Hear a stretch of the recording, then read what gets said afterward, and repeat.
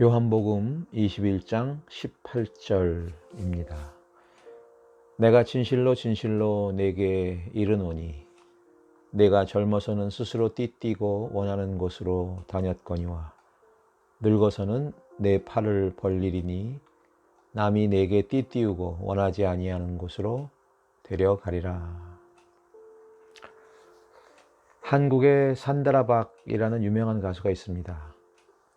2NE1이라는 걸그룹의 멤버였는데 어렸을 때 필리핀에서 가수로 활동을 했었습니다. 저의 가족이 필리핀에 거주하던 시기에 한국인 산다라는 필리핀에서 가장 인기 있는 가수였고 TV에서도 자주 보았던 기억이 있습니다. 최근에 방송을 통해서 산다라에게 비행기를 타는 것에 대한 공포증이 있다는 사실을 알게 되었습니다. 이 문제는 상담사의 말에 따르면 그녀가 자신이 통제할 수 없는 상황에 대해 불안하게 여기는 마음을 갖는 것이라고 했습니다. 그리고 그 요인은 산다라가 11살 때 자신이 원하지 않게 부모를 따라 필리핀에 가야 했었고 또 자신이 원하지 않는 상황과 환경 속에서 오랫동안 힘든 시간을 겪어야 했고 또 그녀가 20살 때 자신은 원하지 않았지만 다시 한국으로 돌아와야 했던 것들이 그녀에게 자신의 의지와는 상관없이 원하지 않는 상황과 마주쳐야 하는 것에 대한 두려움을 갖게 한 것이라고 설명했습니다. 산다라의 이야기를 들으면서 저는 저희 아이를 생각했습니다. 아이는 어린 시절에 부모를 따라 한국과 필리핀과 캐나다에서 생활했습니다. 저희 아이 역시 자신이 원하지 않는 상황을 자신의 의지와는 관계없이 겪었던 것입니다.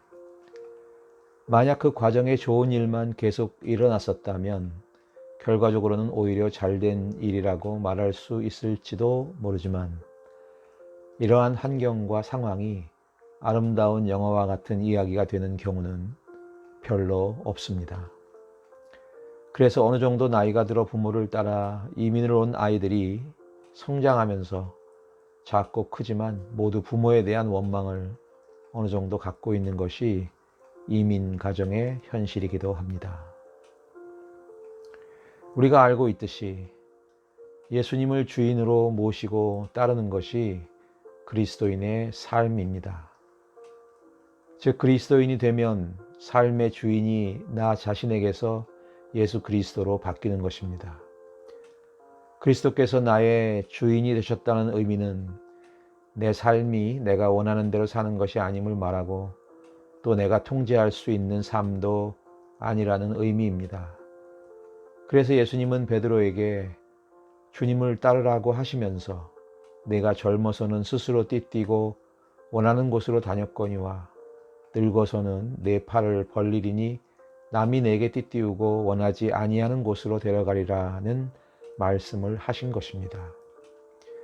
육신의 부모는 자녀를 사랑할지라도 결코 자녀의 인생에 대한 최선의 길을 알 수도 없고 만들어주지도 못합니다.